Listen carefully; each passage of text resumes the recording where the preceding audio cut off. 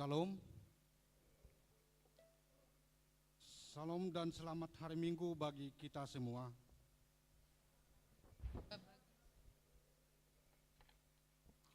Terpujilah Tuhan yang memberkati seluruh keluarga kita, sehingga kita dapat bersekutu bersama keluarga untuk memuji memuliakan Tuhan dalam ibadah Minggu Rogate yang artinya berdoa.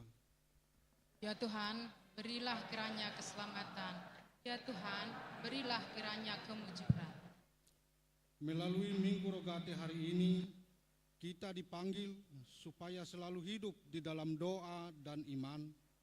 Kita diminta untuk selalu yakin, karena doa orang benar, bila dengan yakin didoakan, sangat besar kuasanya.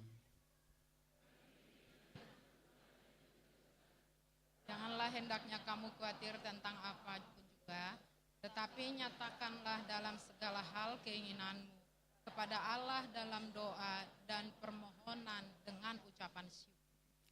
Marilah kita bersama-sama mengucap syukur, memuji, memuliakan Tuhan dengan bernyanyi dari buku nyanyian nomor 31 ayat 1 sampai 2 dan 4.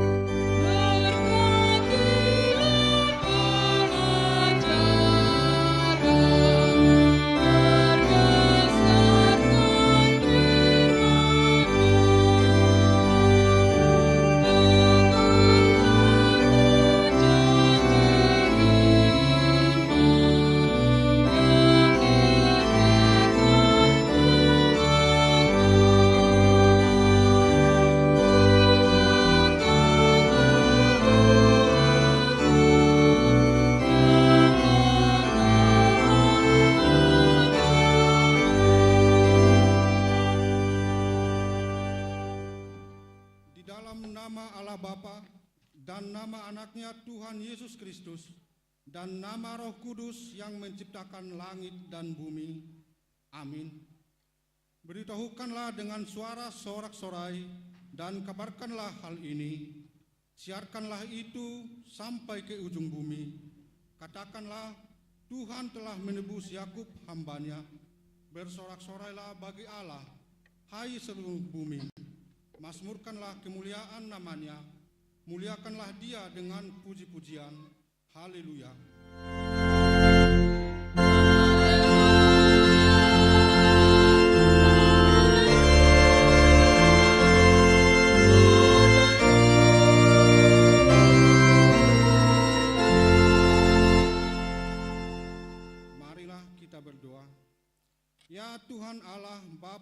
Maha Kuasa, hanya karena kasih-Mu, kami sekarang dapat berkumpul dan berdoa padamu. Dalam firman-Mu Engkau berjanji bahwa di mana ada 2 atau 3 orang berkumpul dalam nama-Mu, di situ Engkau ada di tengah-tengah mereka. Ya Tuhan, genapilah janji-Mu, dengarlah doa permohonan kami ini, berilah kami hidup yang layak dan pengetahuan akan kebenaran-Mu, serta pengharapan akan hidup yang layak di dalam anak-Mu Yesus Kristus Tuhan kami. Amin. Kita bernyanyi.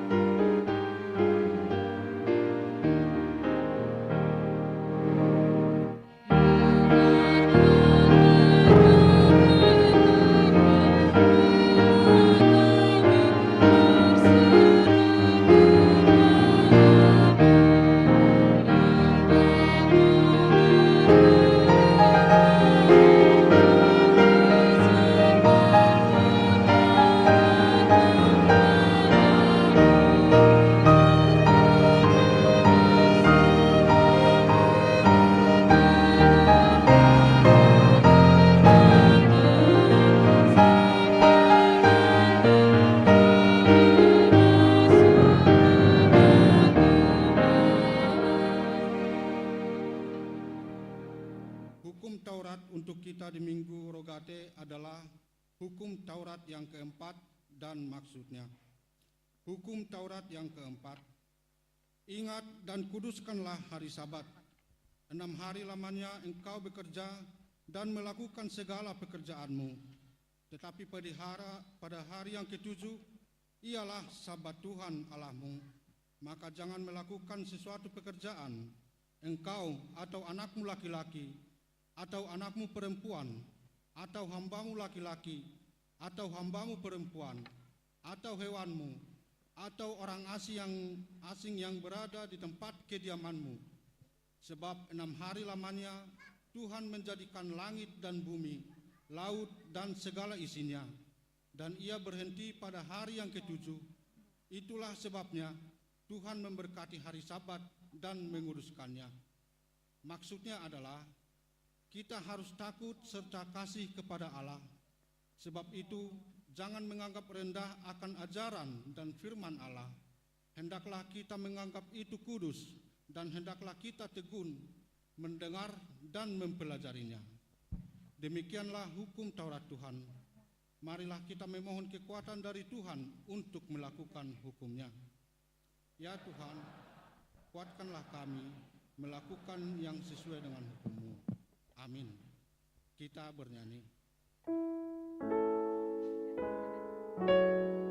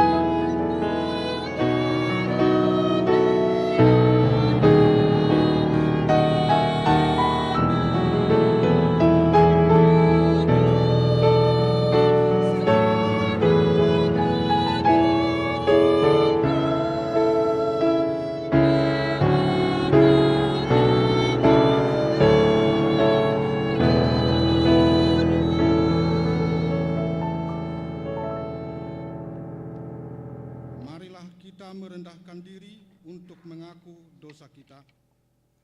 Ya Tuhan Allah Bapa kami yang Maha Kuasa dan Pengasih, Engkau tidak berkenan kepada kematian orang fasik, melainkan Tuhan berkenan kepada pertobatan orang fasik dari kelakuannya ke jalan yang benar, supaya ia hidup.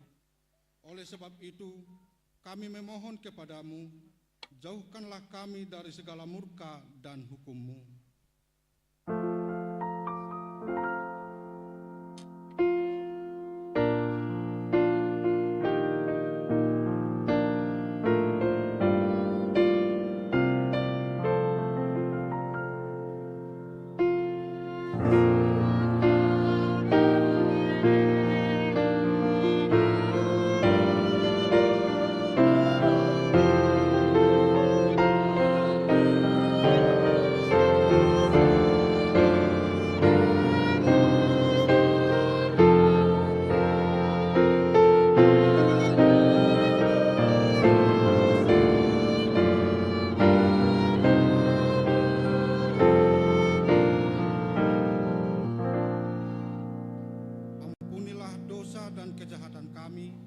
Agar kami beroleh hidup di dalam kasih-Mu, karuniakanlah kami kekuatan, agar kami tetap kuat dan kokoh di dalam anak-Mu, Yesus Kristus Tuhan kami. Amin.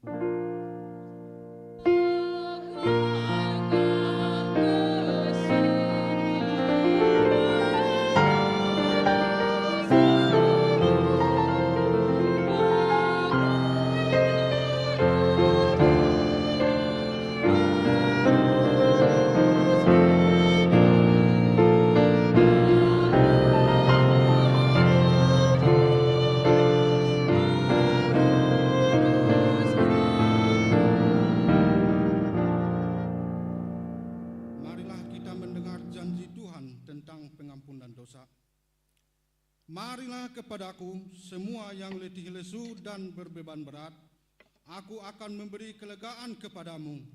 Pikulah kuk yang kupasang dan belajarlah kepadaku, karena aku lemah lembut dan rendah hati, dan jiwamu akan mendapat ketenangan.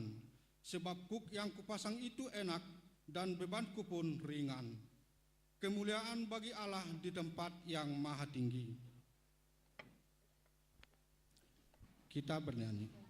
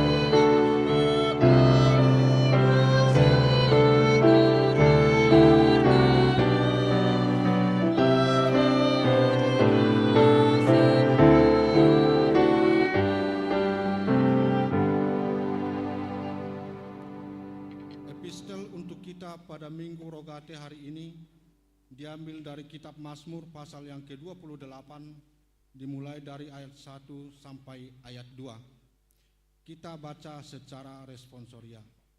Dari Daud, kepadamu ya Tuhan, gunung batuku, aku berseru, janganlah berdiam diri terhadap aku, sebab jika engkau tetap membisu terhadap aku menjadi seperti orang yang turun ke dalam liang kubur.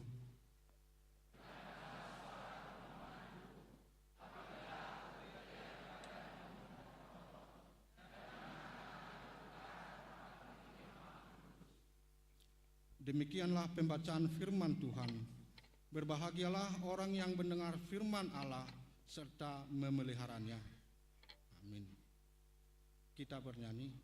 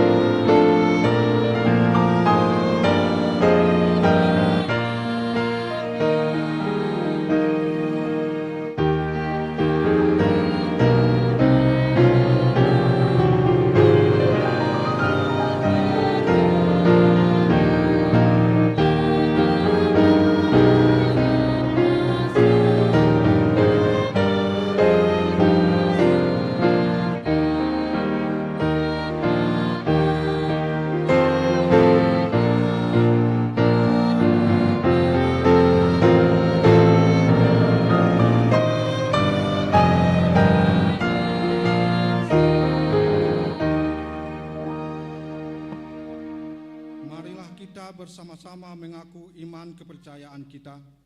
Sebagaimana teman-teman seiman di seluruh dunia, kita bersama-sama mengucapkannya. Aku percaya kepada Allah, Bapa yang Maha Kuasa, Khalik langit dan bumi. Aku percaya kepada Yesus Kristus, Anaknya yang tunggal, Tuhan kita, yang dikandung daripada Roh Kudus, lahir dari anak darah Maria, yang menderita sengsara di bawah pemerintahan Pontius Pilatus, disalibkan, mati dan dikuburkan, yang turun ke dalam kerajaan maut. Pada hari yang ketiga, bangkit pula dari antara orang mati, naik ke surga, duduk di sebelah kanan Allah, Bapa yang Maha Kuasa. Dari sana akan datang kelak untuk menghakimi orang yang hidup dan yang mati. Aku percaya kepada Roh Kudus, dan adanya satu gereja yang kudus, persekutuan orang kudus, pengampunan dosa, kebangkitan daging, dan hidup yang kekal. Amin.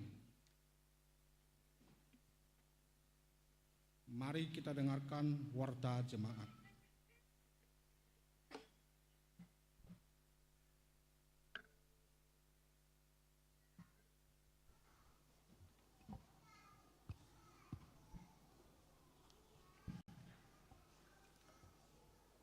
Bapak, Ibu, Saudara-saudari, dan juga anak-anak yang terkasih, jemaat yang dikasihi Tuhan Yesus Kristus. Sejenak kita akan mendengarkan warta pelayanan Minggu tanggal 5 Mei 2024. Yang pertama, nama Minggu. Hari ini kita memasuki Minggu Rogate, artinya berdoa. Dengan topik Minggu, setiap orang yang meminta akan menerima. Yang kedua, informasi pelayanan umum. 1. Minggu Keluarga. Hari ini Minggu tanggal 5 Mei 2024, gereja kita melaksanakan ibadah Minggu Keluarga, dan di semua ibadah akan diadakan pengumpulan persembahan keluarga dengan memakai amplop yang sudah disediakan bagi semua keluarga. Persembahan tersebut untuk dana operasional gereja dan persiapan dana perayaan jubileum 50 tahun HKBP Tangerang Kota tahun 2028. Di ibadah tersebut semua anggota keluarga duduk bersama. Kita akan mengumpulkan persembahan 1A, 1B sebelum khotbah. Persembahan kedua dan persembahan khusus keluarga pakai amplop setelah khotbah ke depan. Yang kedua, pelantikan pengurus harian dan Dewan HKBP Tangerang Kota. Hari ini Minggu tanggal 5 Mei 2024 pada ibadah pukul 11 WIB, Pendeta HKBP Resort Tangerang Kota akan melantik majelis perbendaharaan, sekretaris, bendahara, dan Dewan HKBP Tangerang Kota periode tahun 2024-2028 dan nama-nama pengurus fungsional dapat dilihat di warta cetakan. Yang ketiga, sosialisasi panitia tahun Oikumene Inklusif. Hari ini Minggu tanggal 5 Mei 2024 di semua ibadah akan dilaksanakan sosialisasi program kerja panitia tahun Oikumene Inklusif tahun 2024 setelah warta dibacakan. Adapun nama-nama petugas sosialisasi dari panitia yaitu yang pertama ibadah pukul 6.00 Amang Sintua Firman Siagian. Yang kedua ibadah pukul 8 Amang Situa Hade Parluhutan Simajuntak sebagai kanitua panitia. Yang ketiga ibadah pukul 11 dan pukul 16 Amang Situa Dr. Edison Manurung. Yang keempat ibadah pukul 18.30 Amang Sintua Ishak Sitorus. Yang keempat ibadah kenaikan Tuhan Yesus. Pada hari Kamis tanggal 9 Mei 2024 kita akan melaksanakan ibadah kenaikan Tuhan Yesus sesuai dengan waktu ibadah sebagai berikut. Ibadah pukul 6 WIB bahasa Batak, ibadah pukul 8.30 WIB bahasa Batak, ibadah pukul 18.30 WIB bahasa Indonesia, dan ibadah sekolah minggu pukul 8.30 WIB. Yang kelima, peneguhan sidi dan perjamuan kudus. Pada hari Kamis tanggal 9 Mei 2024 di ibadah pukul 8.30 WIB, gereja kita akan melaksanakan peneguhan sidi kepada 65 anak sidi yang sudah mengikuti pengajaran sidi tahun ajaran 2023-2024. Dan setelah peneguhan sidi akan dilayankan sakramen perjamuan kudus bagi peserta yang naik sidi dan keluarga. Yang keenam, rapat Dewan Marturia. Pada hari Kamis tanggal 9 Mei 2024 bertempat di Soposaroha mulai pukul 19.30 WIB akan diadakan rapat Dewan Marturia untuk pemilihan ketua seksi. Maka dengan ini diminta kepada seluruh seksi musik dan seksi penginjilan agar menghadiri rapat tersebut. Yang ketujuh, persembahan khusus HKBP Resort Tangerang Kota. Pada hari Minggu tanggal 12 Mei 2024 kita akan mengadakan persembahan khusus untuk keperluan biaya operasional HKBP Resort Tangerang Kota. Yang kedelapan, persembahan khusus pembangunan. Berdasarkan hasil sermon Parhalado tanggal 3 Mei 2024, maka diputuskan untuk mengadakan persembahan khusus biaya pembangunan rumah dan kantor Huria, termasuk untuk kebutuhan pengadaan interior bangunan. Untuk itu kita akan menyampaikan persembahan khusus pembangunan setiap ibadah minggu kedua setiap bulannya dan akan dimulai bulan Juni 2024. Yang kesembilan, pemilihan pengurus seksi kategorial. Sehubungan dengan telah berakhirnya periode seluruh seksi masa pelayanan 2022-2024, untuk itu diminta seluruh seksi sekolah minggu, remaja, pemuda, ama, perempuan, dan lansia agar mengadakan rapat periodisasi. Rapat periodisasi dipimpin oleh Ketua Dewan Koinonia. Adapun jadwal rapat periodisasi dapat kita lihat di warta pelayanan. Yang ke-10, warta pernikahan. Warta pertama, akan menerima pemberkatan nikah Arlinton Lim, Jemaat HKBP Tangerang Kota, Resort Tangerang Kota dari Wik 7, putra dari Bapak Poheng almarhum dan Ibu Suryani, dengan Febriani Novalina Boru Sinaga, putri dari Bapak Amir Sinaga almarhum dan Ibu Suhartini Boru Girsang, Jemaat HKBP Tangerang Kota, Resort Tangerang Kota dari Wik 7, telah melaksanakan partupolon pada hari Sabtu tanggal 4 Mei 2024 di HKBP Tangerang Kota, Resort Tangerang Kota. Pemberkatan nikah dilaksanakan pada hari Sabtu tanggal 18 Mei 2024 di HKBP Tangerang Kota, Resort Tangerang Kota. Yang kedua, warta kedua, akan menerima pemberkatan nikah Tony Brandon Amos Simajuntak, putra dari Bapak Mangasa Brand Simajuntak dan Ibu Retiani Borusi Hombing, Jemaat HKBP Tangerang Kota, Resort Tangerang Kota dari Wik 29, dengan Adelin Yovita Egia Boru Ginting, putri dari Bapak Antonius Ginting dan Ibu Yosefa Borus Tepu, Jemaat GBKP Cisalak, telah melaksanakan partupolon pada hari Sabtu tanggal 20 April 2024 di HKBP Tangerang Kota, Resort Tangerang Kota. Pemberkatan nikah dilaksanakan pada hari Jumat tanggal 10 Mei 2024 di Gereja GBKP Cisalak.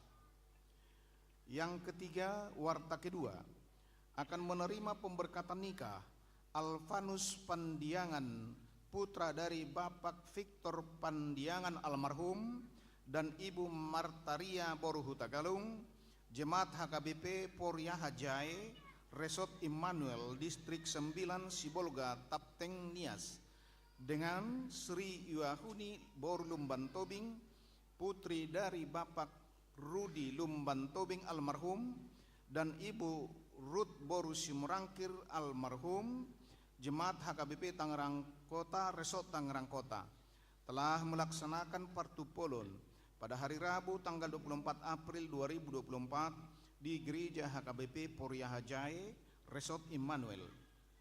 Pemberkatan nikah dilaksanakan pada hari Sabtu tanggal 11 Mei 2024 di Gereja HKBP Poria Hajai, Resort Immanuel. Yang ke-11, Jemaat baru.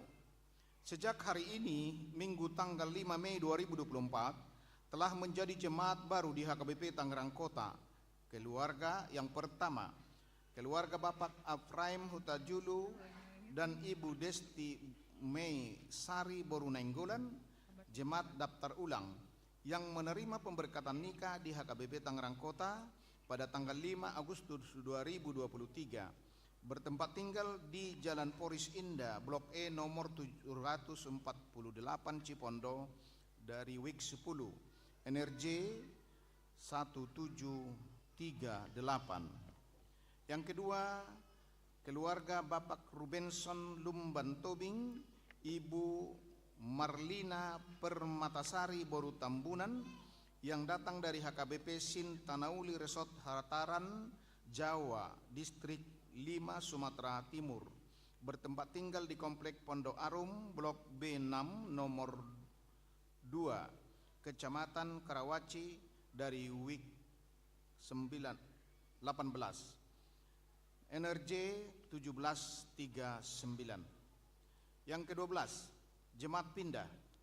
Sejak hari ini, Minggu tanggal 5 Mei 2024, telah pindah huria keluarga Bapak Yovan Susanto Sitorus, Ibu Hartati Boru Rumah Horbo, beserta 1 orang anak dari Wik 25 ke GMI Jemaat Efrata Kuala Bekala Simalingkar, Medan.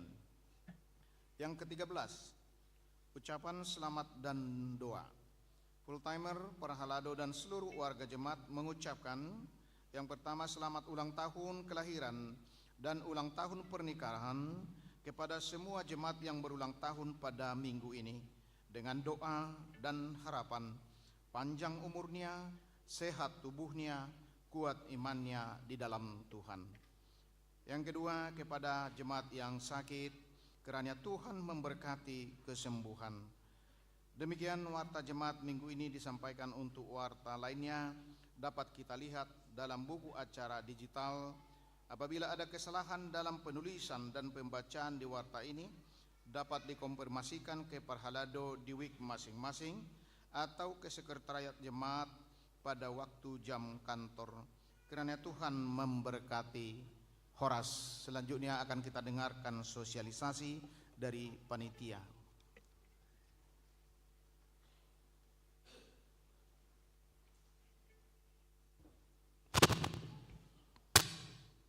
Shalom.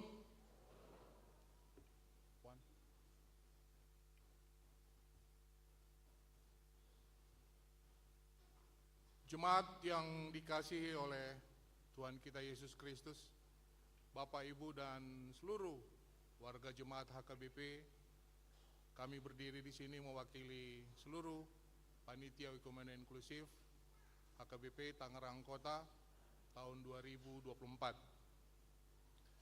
Hal-hal yang perlu kami sampaikan secara khusus bahwa tahun ini beberapa kegiatan yang akan dilaksanakan, diantaranya menitik beratkan kepada anak-anak sekolah minggu, dimulai dengan pasca sekolah minggu yang sudah berjalan dengan sangat baik. Anak-anak masa depan gereja, kepada mereka kita harus lebih memberikan yang terbaik. Kami meminta anak-anak untuk berdiri, anak-anak saja. Mana anak-anak berdiri? Berdiri. Ya, anak-anak saja kita berdiri. Anak-anak saja. Dengan tenang anak-anak kita berdiri. Ya. Anak-anak kita berdiri. Ayo anak-anak kita berdiri. Ya. Ayo Amang Ivan.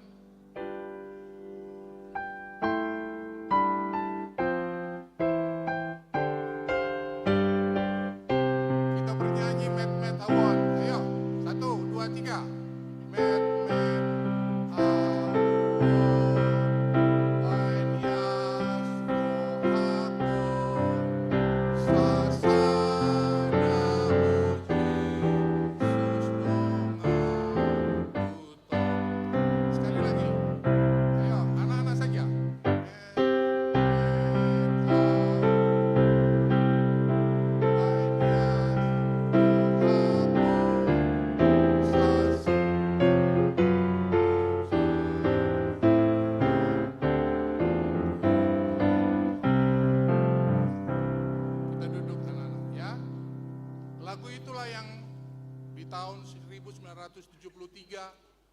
sampai tahun 1978 diajarkan orang tua kami kepada kami di Kota Palu, Sulawesi Tengah.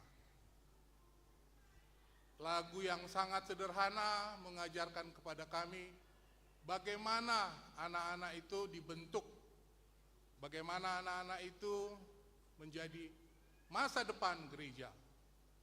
Kami pertama kali mengenal HKBP di tahun 1978 di Kota Balikpapan. Bagi Bapak Ibu semua, anak-anak itu masa depan. Sekali lagi, kami di HKBP Tangerang Kota ini menitik beratkan kegiatan untuk anak-anak. Begitu banyak kegiatan yang akan dilakukan di Ekumene Inklusif. Karena waktu yang begitu singkat, sudah dimulai dengan pasca, nanti ada kegiatan-kegiatan Bible Camp untuk anak-anak, ada kegiatan-kegiatan Natal anak dan seluruh kegiatan. Bagi para orang tua, ada juga nanti kegiatan Parhehe on lansia, ada kegiatan juga untuk remaja. Saya memang sengaja tidak membuat seluruh rincian, karena tidak ingin membuat Bapak Ibu menjadi rumit berpikir. Tapi sekali lagi, kami bekerja dengan sangat penuh dengan rasa rendah hati, rasa kecintaan kepada gereja ini. Masa depan gereja itu di anak-anak. Jangan mengeluh dengan anak-anak. Jangan, mereka lah tetap semangat, tetap berjuang. Panitia Ekonomi Inklusif tahun ini memerlukan dana lebih kurang 1,2 miliar. Bapak Ibu nanti bisa memberikan untuk kegiatan di Gotilon itu, kalau ditentukan oleh panitia, ditentukan oleh gereja, lebih kurang 1 juta per kakak. Tapi sekali lagi saya sebagai ketua panitia mengatakan begini, beri yang mampu engkau beri. Kalau kita mampu memberi, kita beri.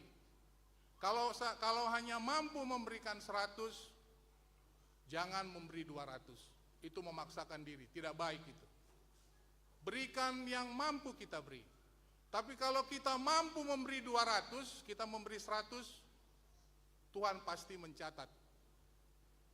Sekali lagi Bapak Ibu, saya tegaskan, tiap rupiah yang diberikan oleh jemaat, kami panitia bertanggung jawab.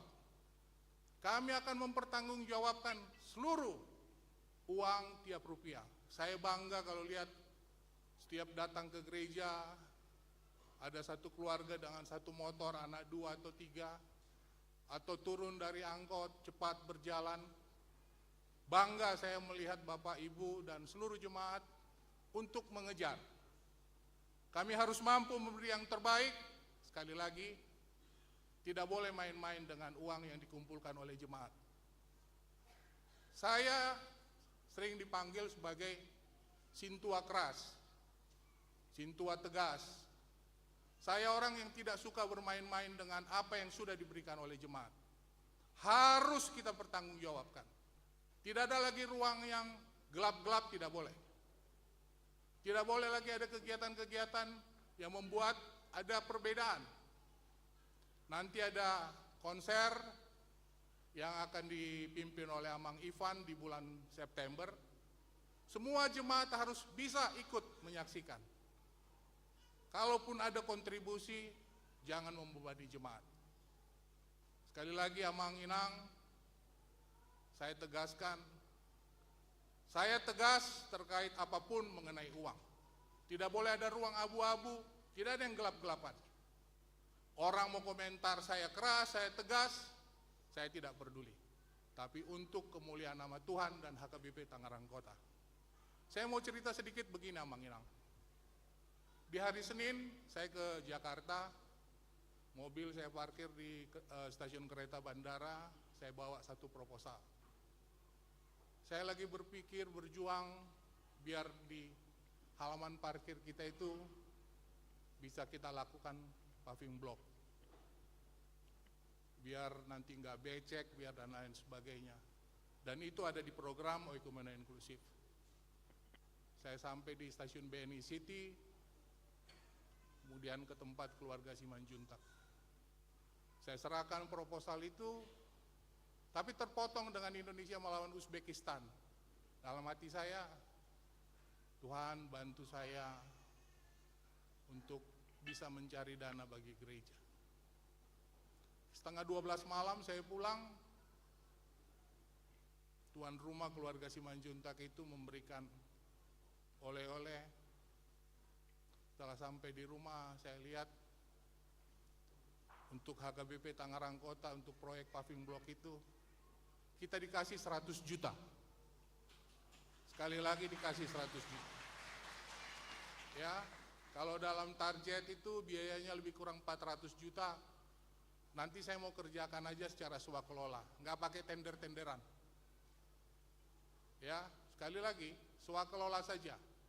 Kita cari orang yang terbaik, yang bisa mengerjakan, kita kerjakan dengan baik, biar kita nggak becek. Kami bertanggung jawab untuk itu. Sekali lagi Amang Inang, berikan yang mampu untuk Gotilon. Kalau gereja mengatakan 1 juta, jangan memaksa. Mau Holland sanggup mau 500.000 atau 200.000, beri. Tapi kalau sanggupmu 10 juta, kau beri 1 juta, saya tidak punya beban apa-apa. Tapi pemilik rezeki itu mencatat masing-masing. Sekali lagi Amang Inang, Semangat untuk HKBP Tangerang Kota. Rasa hormat saya kepada seluruh jemaat. Apapun itu, saya berterima kasih. Sekali lagi, Amang Inang, tidak usah terlampau rumit membayangkan apa-apa. Pasaha mana paling denggan, berkat-berkat. Jangan berkomentar Holland hepeng. Ya, gereja ini hidup karena berkat-berkat yang diberikan oleh jemaat. Tuhan memberikan berkat, jemaatlah yang mengantar ke gereja. Gereja butuh dana, sangat besar. Tapi sekali lagi, saya sudah mengingatkan di gereja ini, karena saya ketua rapat ketiga, rapat Sintua untuk membahas anggaran, jangan lagi ada tempat-tempat yang gelap-gelap. Apa yang diberi jemaat, catat dengan baik. Apa yang diberi jemaat, pertanggungjawabkan dengan baik. Sekali lagi, jemaat itu datang memberi yang terbaik. Kalau kita tidak bisa mengelola itu, yang salah kita. Para Sintua, para pendeta yang tidak bisa mengelola dengan baik. Semangat Amang Inang, Tuhan memberkati kita semua. Dan untuk nanti anak-anak, nanti pulang, ada sepotong coklat untuk anak-anak di luar. Tuhan memberkati kita semua. Horas.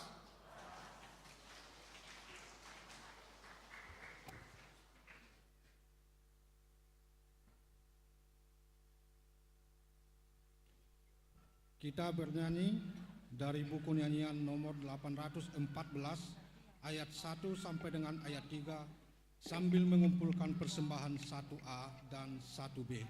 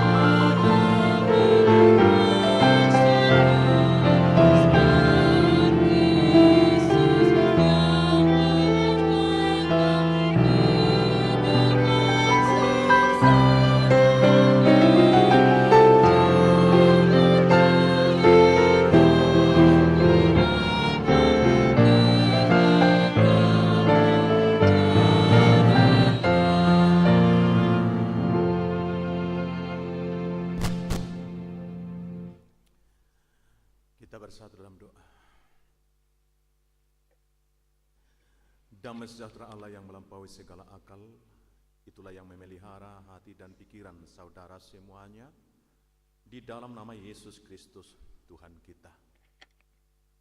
Amin. Bapak, Ibu, Saudara yang dikasihi Tuhan kita Yesus Kristus, Shalom buat kita semua. Firman Tuhan dalam ibadah kita diambil dari kitab Injil Matius pasal 7, dimulai dari ayat yang pertama sampai ayat 11. Demikian firman Tuhan kami bacakan untuk kita. Jangan kamu menghakimi, supaya kamu tidak dihakimi.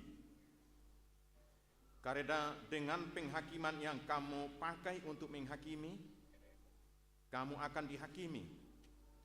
Dan ukuran yang kamu pakai untuk mengukur akan diukurkan kepadamu. Mengapakah engkau melihat selumbar di mata saudaramu, sedangkan balok di dalam matamu tidak engkau ketahui? Bagaimanakah engkau dapat berkata kepada saudaramu, biarlah aku mengeluarkan selumbar itu dari matamu, padahal ada balok di dalam matamu? Hai orang munafik, keluarkanlah dahulu balok dari matamu, maka engkau akan melihat dengan jelas untuk mengeluarkan selumbar itu dari mata saudaramu. Jangan kamu memberikan barang yang kudus kepada anjing, dan jangan kamu melemparkan mutiaramu kepada babi, supaya jangan diinjak-injaknya dengan kakinya, lalu ia berbalik mengoyak kamu. Mintalah, maka akan diberikan kepadamu. Carilah, maka kamu akan mendapat. Ketoklah, maka pintu akan dibukakan bagimu. Karena setiap orang yang meminta menerima, dan setiap orang yang mencari mendapat, dan setiap orang yang mengetok baginya pintu dibukakan. Adakah seorang daripadamu yang memberi batu kepada anaknya jika ia meminta roti, atau memberi ular jika ia meminta ikan? Jadi jika kamu yang jahat tahu memberi pemberian yang baik kepada anak-anakmu, apalagi Bapamu yang di surga, Ia akan memberikan yang baik kepada mereka yang meminta kepadanya. Demikian firman Tuhan. Bapak, Ibu, Saudara yang dikasihi Tuhan kita Yesus Kristus, khotbah di pagi hari ini adalah khotbah terbaik yang pernah ada di dunia ini.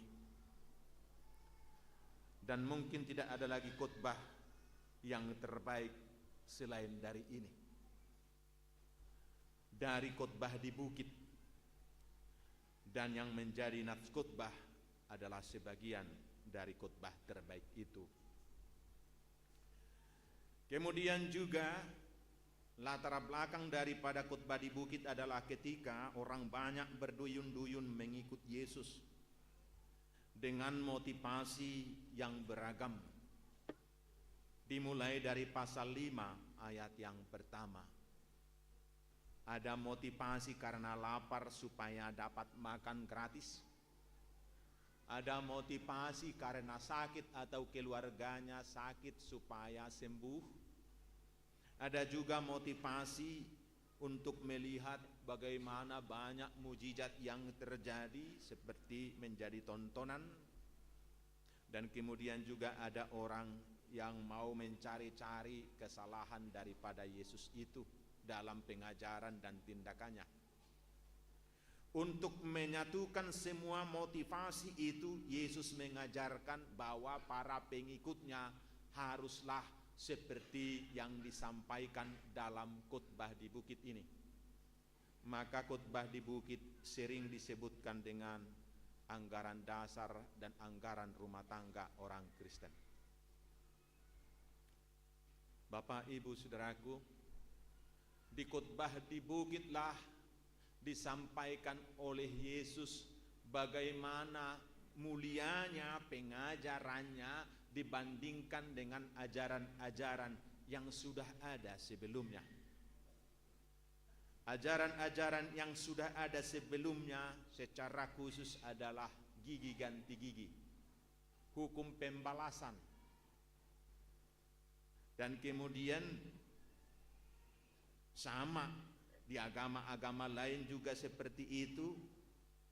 Di agama tradisional Batak juga sebelum Injil datang sudah ada seperti itu. Sisada lulu anak, sisada lulu boru. Kalau anak kita dipukul, kita pukul anaknya. Sangat berbeda dari ajaran Yesus dibandingkan dengan ajaran-ajaran sebelumnya, baik suku-suku, bangsa-bangsa. Yesus mengajarkan, sayangilah musuhmu dan berdoalah bagi yang menganiaya kamu. Jika musuhmu lapar, berilah dia makan. Itu disampaikan dalam khotbahnya di khotbah di bukit.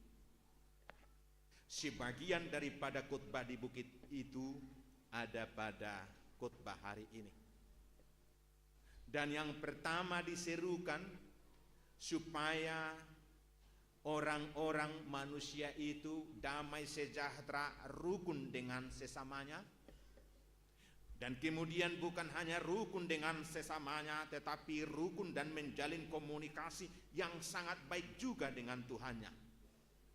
Seruan pertamanya adalah jangan menghakimi. Yesus mengatakan seperti itu karena pada zaman itu, dalam tanda kutip, penghakiman telah diambil alih oleh orang-orang Farisi dan ahli-ahli Taurat. Maka ada satu teks Yesus kritik, kalian telah mengambil alih tempat duduk dan kursi Musa menjadi hakim bagi orang lain, dan dengan mudahnya menyalahkan, berkata tidak suci dan suci, berdosa dan tidak berdosa, meskipun landasan dan latar belakangnya salah atau tidak berdasar.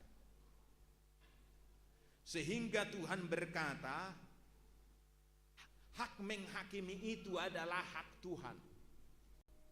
Jangan menghakimi karena menghakimi itu adalah hakku.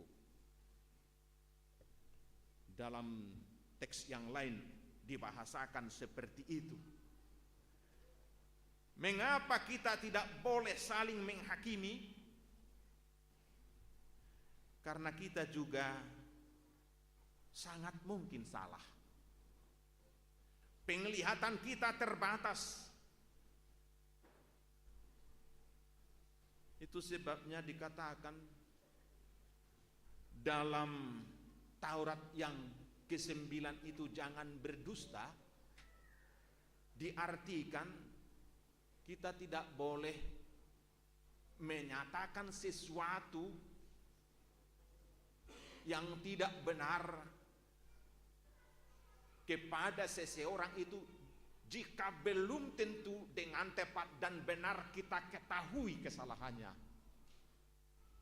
Kita hanya dimintakan menyampaikan hal-hal yang baik yang kita lihat tentang dia.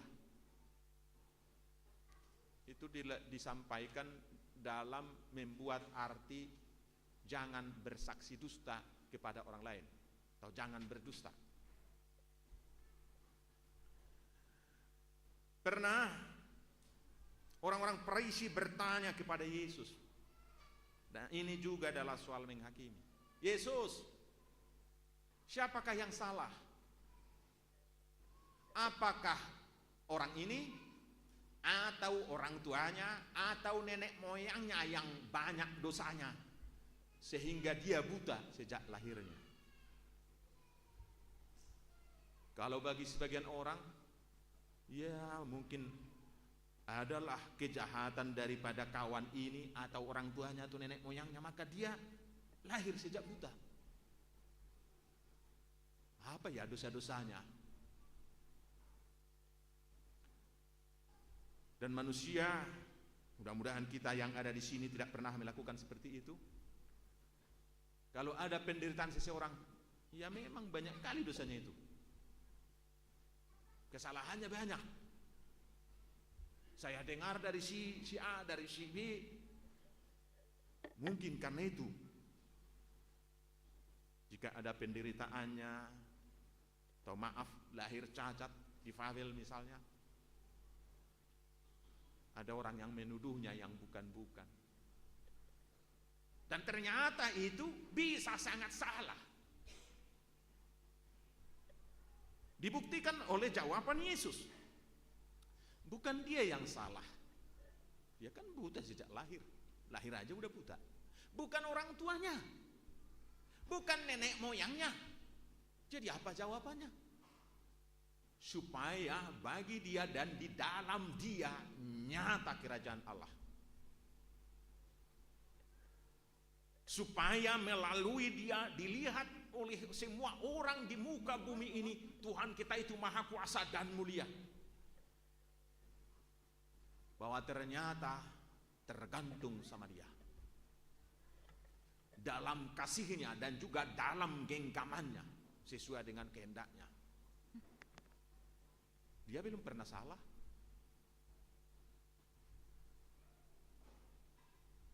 Itu sebabnya dikatakan dan dimintakan kepada kita supaya jangan menghakimi. Ada sebuah cerita, satu keluarga membeli seekor kuda. Dimintakan oleh anaknya yang usia 17 tahun. Beli kuda dulu, Bapak, teman-temanku enak pacuan kuda. Ternyata ketika melatih kuda itu dan menjinakkannya, anaknya itu ditendang kuda itu, patah kakinya. Semua orang ribut, tetangganya ribut. Sudah tahu anaknya masih seperti itu usianya, dibeli kuda. Bodoh itu. Tengoklah udah ditendang kakinya, patah lagi. Semua mencibir, sok-sokan. Sehingga anaknya itu harus berumah sakit. Esok harinya ada pengumuman dari negaranya. Semua pemuda usia 17 tahun sampai 30 tahun wajib militer melawan musuh, kecuali sakit. Semua orang berkata, beruntungnya anak Sianu gak ikut wajib militer, anak kita harus pergi. Nangis semua. Anaknya enak-enak di rumah sakit. Coba kalau nggak sakit dia. Kemudian orang tuanya itu memukul kuda yang dibeli itu karena sudah menendang anaknya. Kuda itu pun lari pergi, nggak pulang-pulang. Dasar bodoh. Masa kudanya dipukuli? Dia kan nggak sadar melakukannya itu. Kuda kan nggak ada rasa benci. Dimarahin lagi kudanya, udah anaknya sakit, kudanya hilang, habis duitnya. Baru kemudian 1 tahun berikutnya, kuda itu datang bersama dengan 15 ekor kuda berikutnya. Banyak temannya dibawanya. Kemudian tetangganya yang tadi bilang, ih enak sekali ya, udah pulang kudanya, tambah lagi 15, udah jadi 16 kudanya. Padahal tadi udah keburu menghakimi. Bapak Ibu Saudaraku, dalam konteks perjanjian lama, penghakiman diserahkan kepada seseorang dengan selalu bertanya kepada Tuhan lebih dahulu. Maka ada yang disebut dengan 2 batu, Urim dan Tumim, tempat bertanya. Dan itulah ini yang disampaikan di pendeta. Maka ada 2 ini. Kerinduannya sebenarnya dalam semua tindakannya harus bertanya Tuhan dulu. Raja Daud berkata, Tuhan, bolehkah aku berperang melawan Rabbah dan aku menang? Jika aku boleh dan aku menang, tunjukkanlah melalui Urim ini. Tapi ternyata yang dia ambil adalah Tumim. Dia nggak boleh pergi. Sebab kalau pergi kalah dia itu. Tapi kalau Urim yang nampak, dia pergi dan dia menang. Bertanya dulu. Dan di penghakiman Israel, konteks perjanjian lama, jika saya udah divonis mati, padahal tidak bersalah sama sekali, saya merasakan saya tidak salah. Dia boleh masuk ke ruang Mahsuci Bait Kudus, memegang tanduk keselamatan. Dari peti tabut perjanjian itu ada dibuat di situ tanduk keselamatan. Saya pegang di situ. Jika saya hidup, saya bebas. Berarti saya nggak bersalah. Karena dipahami dan diimani, kalau dia pergi ke situ hanya imam besar yang boleh ke situ, pasti mati. Dan imam besar pun kalau dia bersalah, berdosa, padahal belum ada penyembelihan domba untuk keampunan dosa, dia nggak boleh masuk ke situ. Masuk dari situ, mati dari situ. Itu sebabnya baju efod itu dibuat talinya panjang sampai keluar. Maka kalau imam besar mati di ruang Maha Kudus, konteks perjanjian lama, gak ada orang yang masuk. Ditarik baju efodnya biar jenazahnya keluar. Penghakiman kita yang paling terakhir adalah tanduk keselamatan kita. Itulah Allah di dalam Yesus Kristus. Maka penghakiman itu miliknya. Di negara kita, penghakiman diserahkan setelah melalui yang sangat panjang. Ada penyelidikan dulu, ada penyidikan dulu, ada pemanggilan saksi-saksi dulu, ada pengadilan dulu, dan semboyannya masih ada. Lebih baik melepaskan 1000 penjahat daripada memenjarakan seorang yang belum tentu melakukan kejahatan.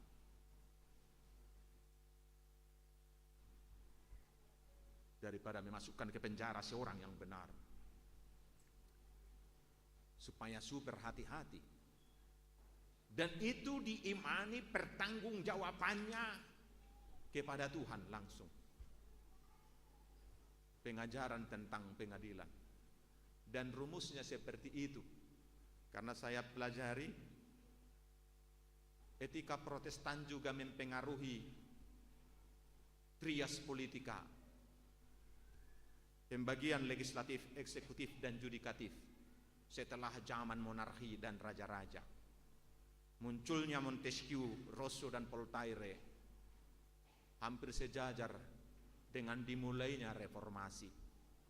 Dan salah satu pemimpin hukum di reformasi ada seorang pendeta, yaitu Johannes Calvin. Tapi maksudnya juga di situ. Itu sebabnya bajunya mirip dengan baju pendeta ini, ya kan? Mirip, hanya ke hakim tambah merahnya. Jadi kebenaran, kesucian mengalahkan kegelapan. Tambah bagi mereka dengan keberanian.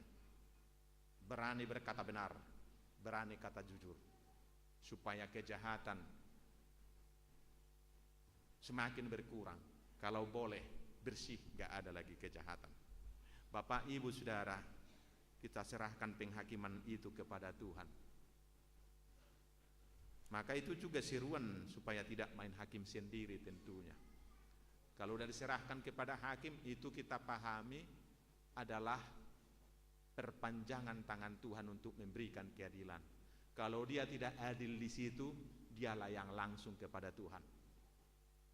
Kalau dia salah, dia jahat, ya Tuhanlah yang menghukum dia, karena dia menyalahgunakan daripada mandat itu. Jangan menghakimi, karena penglihatan kita juga terbatas. Bagaimana kita menghakimi?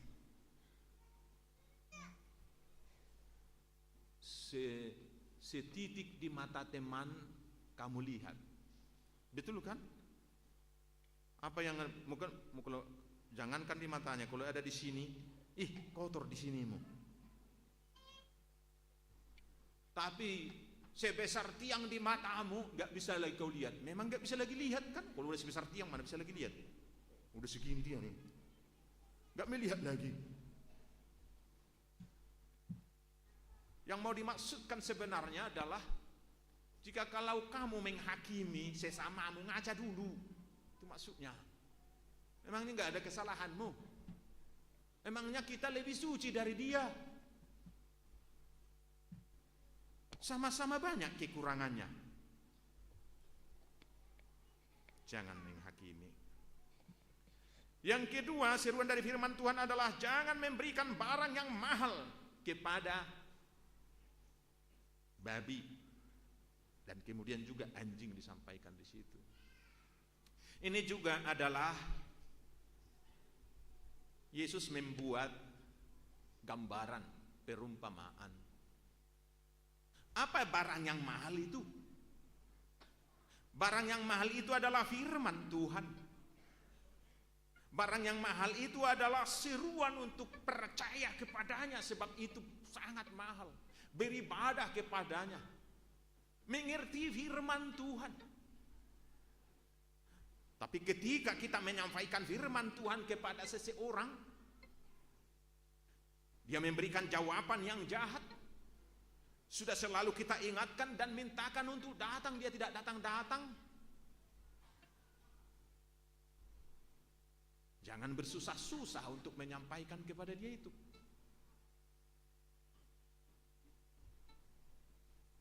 Mungkin dia nggak ngerti. Maka ketika orang memberikan nasihat yang baik kepadanya, menjadi benci yang menasihati, marah kepada yang menasihati, sampai dibuat di sini gambaran yang sangat tajam sebenarnya. Bapak, Ibu, Saudara, apa yang disenangi BABI untuk kita kasih? Yang disenangi oleh BABI adalah dedak, ya kan? Yang cocok ke sini sana dedak, nanti langsung diam itu, nggak dimarahin kita. Senang dia. Daun ubi atau yang lainnya, itu yang disenangi. Firman Tuhan kita sampaikan dimarahin.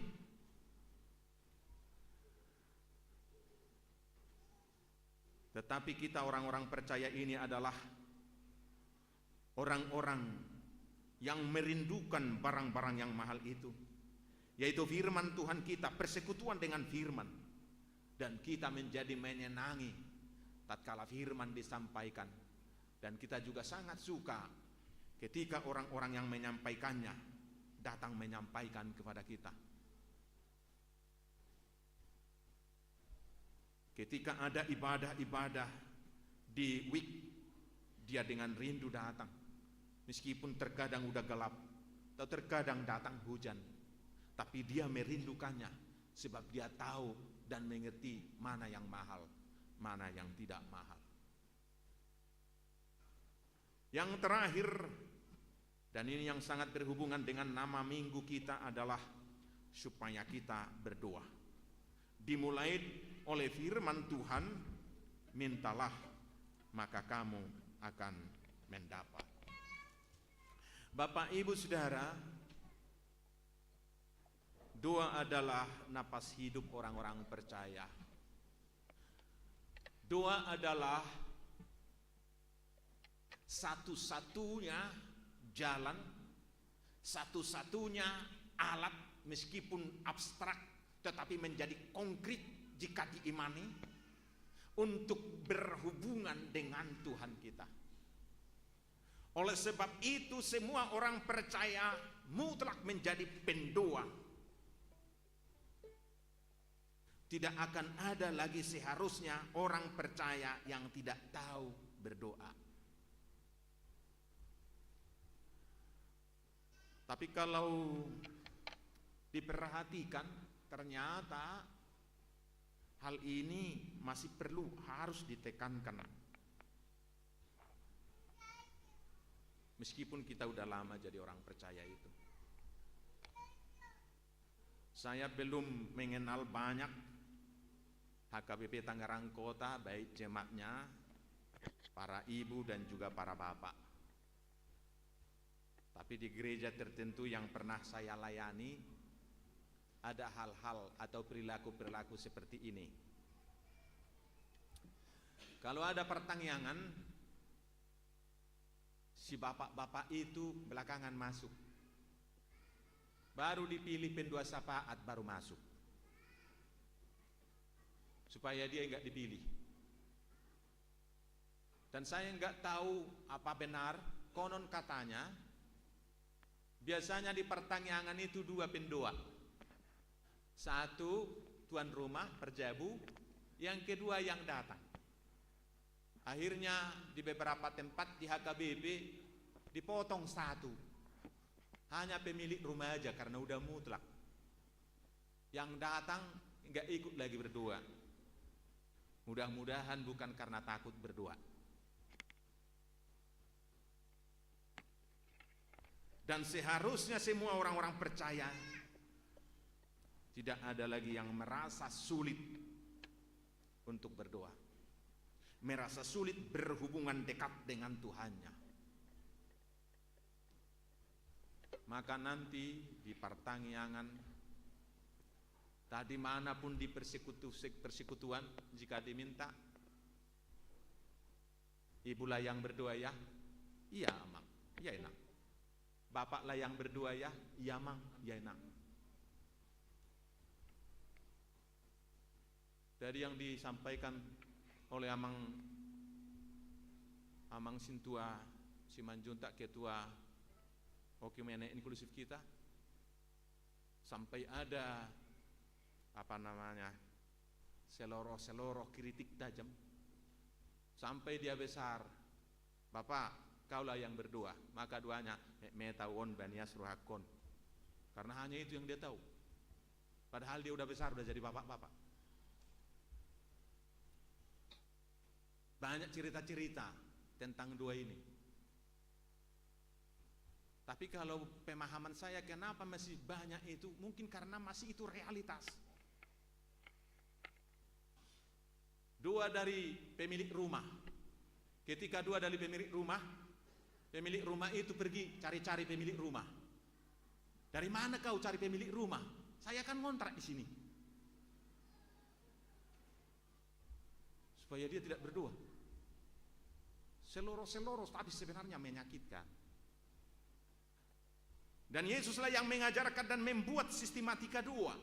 Bapak Ibu Saudara, oleh sebab itu nanti jangan lagi ada yang berkata saya enggak tahu berdoa. Janganlah saya berdoa, kamulah. Saya juga kalau saya di WEK, saya perhatikan juga siapa yang berdoa, pemilik rumah. Tapi kalau pemilik rumah udah pasti ya. Di gereja-gereja yang pernah saya layani, karena bukan selalu pemilik rumah, tapi juga ada yang datang. Yang datang itu, kulihat di WEK itu juga. Bulan yang datang juga, itu juga. Kenapa hanya itu? Amang pendeta, udah ada bapak-bapak ini membilang sama kami, kata Sintua itu. Apa dibilangnya? Nanti kalau saya datang jangan saya yang berdoa, dari yang datang ya Amang Sintua. Kalau saya yang dipilih, mulai hari itu saya nggak ikut lagi pertanyaan. Bapak Ibu Saudara, sistematika doa itu singkat sebenarnya diajarkan Yesus. Dan yang diajarkan Bapa kami yang di surga itu adalah sistematika doa. Pertama, muliakan Tuhan itu. Bapa, terpujilah namamu. Gak harus panjang-panjang, dikuduskanlah namamu, datanglah kerajaanmu. Baru kita minta. Kalau meminta mungkin semua kita tahu kan. Gak ada yang gak tahu meminta. Baru kembali puji dia. Dimuliakanlah namamu, amin. Apa susahnya? Semakin biasa berkomunikasi dengan Tuhan, semakin kenal Tuhannya, semakin dinikmati bagaimana indahnya bertuhan. Kekristenan tanpa doa sebenarnya dia adalah ateis, tidak orang Kristen. Orang Kristen menyatu dengan doanya. Bapak Ibu Saudara yang dikasihi Tuhan kita Yesus Kristus, tentang doa ini, supaya kita bersuka cita semua. Yesus yang memberikan kepastian jawaban doa kepada kita. Dia memberikan kepastian itu. Nats ini, mintalah maka kamu akan mendapat. Bahasa Bataknya, pangido hamuna ma saina lehonon nado. Dia yang membilang, dia yang memastikan, memberi kepastian jawaban doa. Tentang kepastian itu Yesus juga mengajarkan, siapa di antara kamu bapak di dunia ini, jika anaknya meminta telur, dikasih batu, meminta ikan, dikasih ular. Kemudian jawabannya nggak ada. Bapak yang jahat di dunia ini pun nggak ada, apalagi Bapakmu yang di surga. Jadi sebenarnya dari segi ajaran Yesus nggak ada keraguan kepada kita untuk berdoa, dan juga tentang jawaban doa. Dan Yesus juga mengajarkan, Bapak Ibu Saudara, gigilah berdoa. Semua kita ada pergumulan. Bapak Ibu Saudara, kalau ada sekarang di sini rumah tangga suami istri udah menikah 5 tahun, 10 tahun, merindukan momongan, berdoalah. Nangis-nangis kalian berdua. Serukan Tuhan itu, Tuhan peluk dia. Saya tidak akan melepaskanmu sebelum engkau memberkati aku, sebelum engkau memberikan nyawa manusia hari ini di rahimku. Bilang, berpelukan, berpegang tangan kalian dua, nangis-nangis. Gak cukup di rumah, gak cukup di kamar tidurnya. Datang Bapak Ibu yang merindukan seperti itu ke gereja ini, minta kunci dari Amang Munte atau Juli, entah dari kantor. Tutup pintu itu, tutup jendela itu, bersimpuh di sini, berdua, nangis di sini. 1 kali tidak cukup, 100 kali mungkin belum cukup, 1000 kali nangis. Saya yakin dan percaya, telinga Tuhan yang kita kasih itu, yang mengasihi kita itu, tidak tahan mendengarnya. Dia pasti turun, dia pasti datang. Kenapa Mang Pendeta bilang kayak gitu? Yesus yang bilang itu. Di mana dikatakan? Tentang doa dikatakan, ada seorang janda, Pak. Jadi bahasa Yesus ini ya, Ibu, makanya saya pilih. Saya katakan ini. Ada seorang janda yang berperkara, bahkan dikatakan dengan hakim yang jahat. Itu firman Tuhan, tertulis dalam Alkitab kita ini. Hanya itu hartanya. Supaya jangan salah dikalahkan saya dengan hakim jahat ini. Ini kan disebut hakim jahat karena dia biasanya dipengaruhi oleh suap. Orang yang besar sana nanti bisa menyuap. Saya nggak ada uang untuk menyuap. Yang ada adalah dia selalu datang setiap hari, pagi, siang, malam ke hakim jahat itu. Apa dikatakan? Susah saya dibikin janda miskin ini. Setiap hari datang, siang malam datang. Daripada saya nanti dia panuan ini. Itu kan bahasa. Sutung dibawa kawan numpah sapataknya ya. Dicakar ya. Daripada saya nanti dicakar, lebih baik saya menangkan, jadi menangkan. Kalau seperti itu, janda yang berseru-seru itu, karena saban hari udah hakimnya jahat, dimenangkan. Apalagi Bapak kita yang di surga. Bapak kita yang di surga bukan jahat. Itu memenangkan. Apalagi Bapakmu yang di surga tidak mendengarkan doa-doamu. Bapak Ibu, berdoalah. Anak-anak gadis itu, kalau udah ada pacaran mau ditinggalkan kau udah 3 tahun, tidak usah tangisin itu. Ke Yesus saja menangis. Berikan jodoh kepadaku yang lebih baik dari dia, yang lebih tampan dari dia, yang yang lebih mengasihi dari dia. Pemuda juga seperti itu. Jangan menangisi orang-orang yang tidak mencintaimu. Yesus kita sangat mengasihi kita. Menangislah ke sana. Jawaban doa yang kita rindukan dari dia. Termasuk juga kesembuhan penyakit. Kita percaya itu. Dan Yesus yang mengatakannya. Bapak Ibu Saudara yang dikasihi Tuhan kita Yesus Kristus, ternyata ini firman Tuhan. Di pengumuman ini sebenarnya sudah saya sampaikan kemarin, tapi supaya semua kita juga mana tahu belum pernah membaca ini. Mazmur 51 ayat 19. Dan nanti sangat bagus kalau pulang dari sini atau di Bibelnya atau di Alkitabnya di garis merah. Adik-adik saya juga sekolah minggu, remaja muda-mudi, garis bawahi ini di Alkitabmu. Mazmur 51 ayat 19, atau saya baca dari 18 juga. Sebab engkau tidak berkenan kepada korban sembelihan. Sekiranya ku persembahkan korban bakaran, engkau tidak menyukainya. Korban sembelihan kepada Allah ialah jiwa yang hancur, hati yang patah dan remuk. Tidak akan kau pandang hina, ya Allah. Korban sembelihan, persembahan yang termahal adalah hati yang remuk redam, ratap tangis pergumulan sedu sedan. Apa yang memberati kita selama ini, yang paling kita pergumulkan, paling kita tangiskan, bawa kepada Tuhan. Serahkan itu. Jangan kita pikul-pikul, kita bawa-bawa seolah-olah bisa kita membawanya, realitanya enggak bisa. Tetapi kenapa Tuhan kita memintanya, kita yang mau kasih-kasih.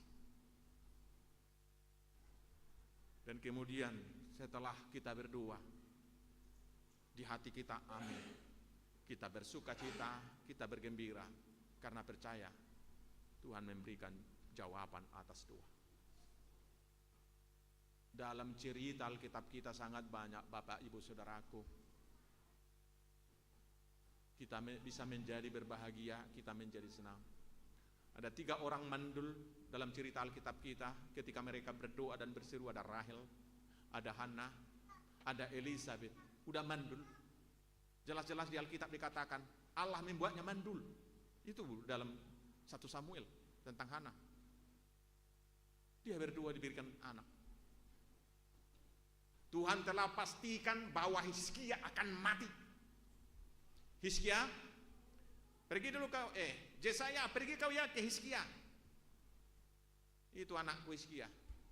Apa yang kusebutkan? Dia udah lama sakit. Bilang sama dia ya, dia akan mati. Tuhan loh yang membilang akan mati. Keputusan Tuhan dia mati, titik. Disuruh nabinya. Setelah dibilang Yesaya, kau akan mati, itu kata Tuhan. Bersiaplah kau ya. Sampaikanlah kepada bangsa ini, bersiapkanlah sama anakmu. Dia berdoa, Tuhan, anakku masih kecil. Gak adakah yang kau lihat yang baik di mataku? Gak adakah imanku kau lihat? Meraung-raung dia. Setelah Yesaya tadi bilang kayak gitu, dia langsung pulang. Dia pulang, Hizkia nangis. Berseru dia kepada Tuhan. Belum keluar pintu kota Yerusalem, datang Tuhan, Yesaya pulang kau lagi.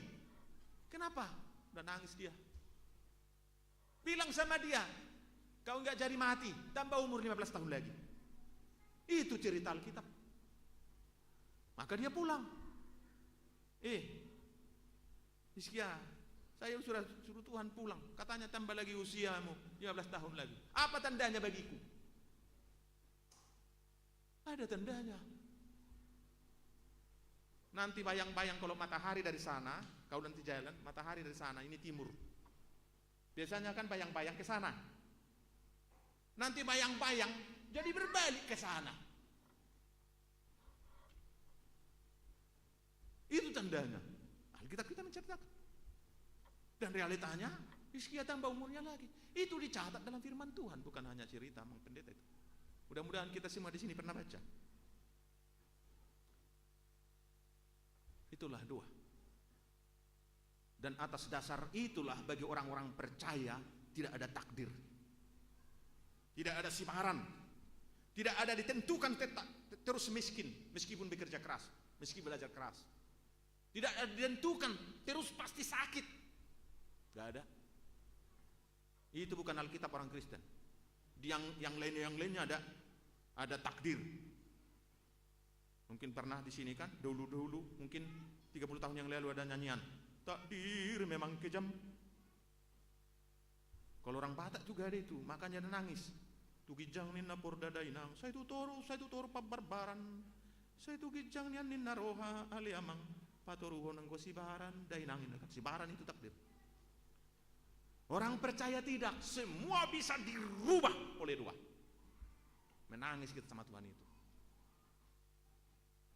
Tuhan tolong aku, ini pergumulanku, sertai aku, anakku seperti ini, berikan Tuhan. Itulah Minggu Rogate Bapak Ibu Saudara. Doa orang benar sangat besar kuasanya, itu firman Tuhan. Itu tadi dikutip dalam pembukaan. Jika dengan yakin dimintakan, didoakan. Bapak Ibu Saudara, tetaplah semua kita tekun berdoa. Amin, kita bersatu dalam doa. Bapa dalam surga, terima kasih atas firman-Mu yang mengajar kami supaya tidak menghakimi, supaya memberikan harta yang mahal kepada yang boleh mengerti, tidak yang berhati sangat jahat, tidak mengerti kebaikan dan kebenaran.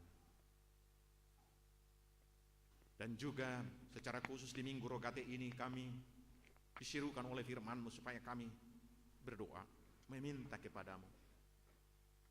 Terima kasih bagimu Tuhan, sebab Engkau yang memastikan jawaban doa, memastikan Tuhan mendengar.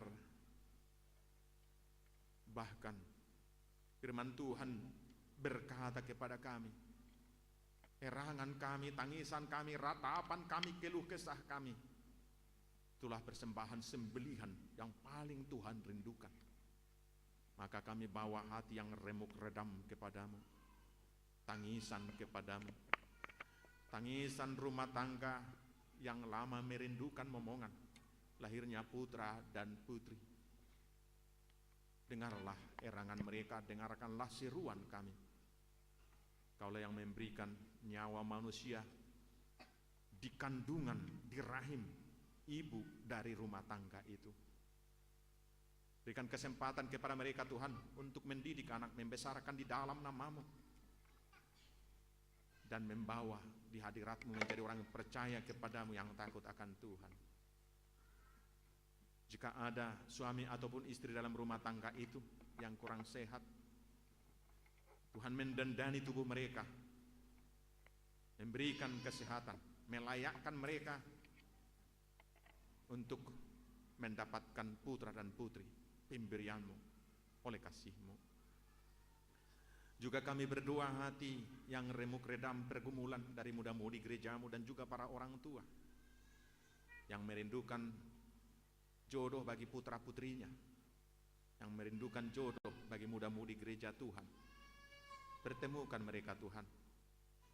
Firman-Mu berkata, tidak baik manusia itu seorang diri saja. Maka Engkau menciptakan laki-laki dan perempuan dan mempersatukan mereka untuk berumah tangga. Itulah firman Tuhan yang dapat kami baca dan kami ketahui. Oleh sebab itu pertemukanlah mereka dengan yang mereka cintai, yang mencintai mereka, yang takut akan Tuhan dan mengaku Engkau Yesus Tuhannya. Juga kami berdoa buat umat Tuhan dalam pekerjaan mereka masing-masing, atau mungkin belum mendapatkan pekerjaan atau baru kena PHK. Tuhan, firman-Mu berkata, yang tidak bekerja janganlah makan. Mereka mau bekerja, mereka mencarinya. Engkaulah yang memberikan pekerjaan kepada mereka melalui cara-Mu dan kasih-Mu. peliharalah mereka Tuhan, pelihara kami semua. Tuhan yang memberikan yang kami butuhkan. Bahkan lebih dari situ, utuslah kami menjadi berkat di mana kami bekerja dan di mana kami berada. Banyak dari umat Tuhan yang sakit, Bapa dalam surga jenguklah mereka, dan Tuhan memberikan kesembuhan, memberkati pengobatan mereka.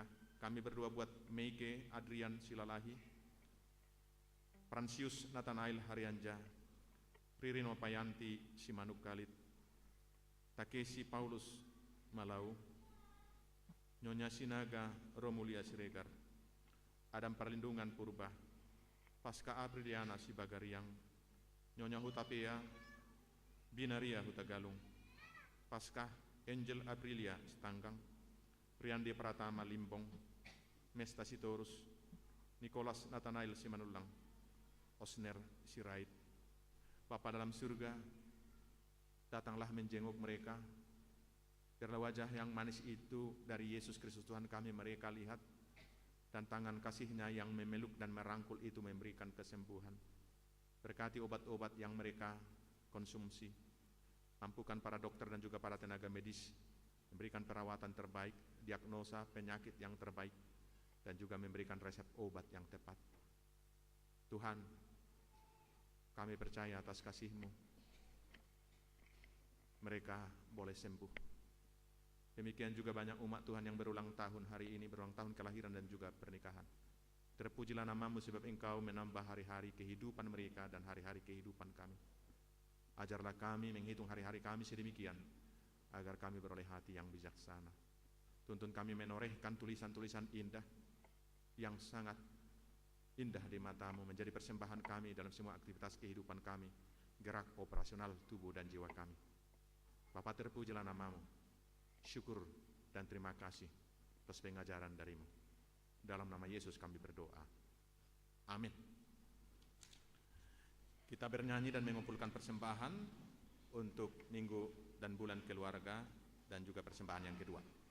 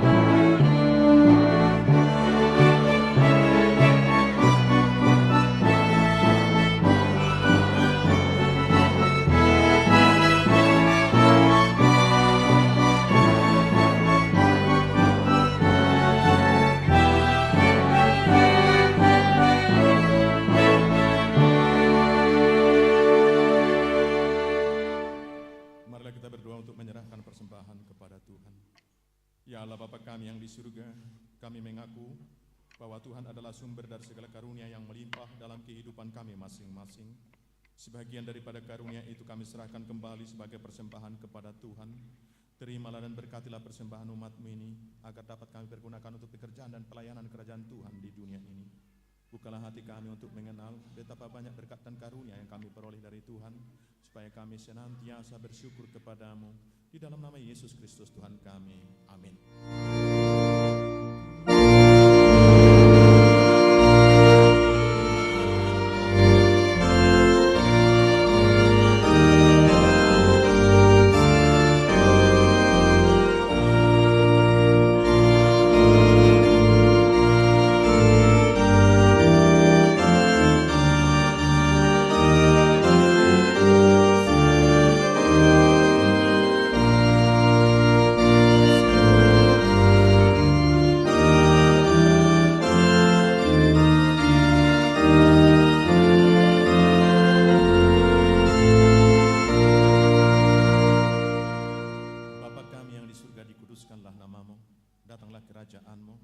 Jadilah kehendak-Mu di bumi seperti di surga. Berikanlah kami pada hari ini makanan kami yang secukupnya, dan ampunilah kami akan kesalahan kami, seperti kami juga telah mengampuni orang yang bersalah kepada kami. Dan janganlah membawa kami ke dalam pencobaan, tetapi lepaskanlah kami daripada yang jahat.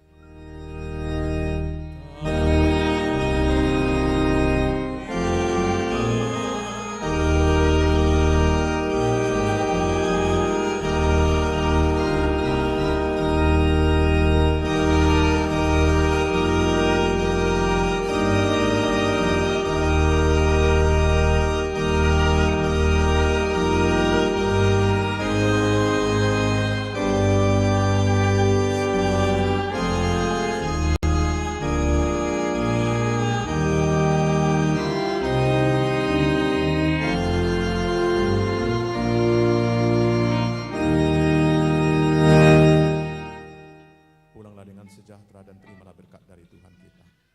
Tuhan memberkati engkau dan melindungi engkau. Tuhan menyinari engkau dengan wajah-Nya dan memberi engkau kasih karunia. Tuhan menghadapkan wajah-Nya kepadamu dan memberi engkau damai sejahtera.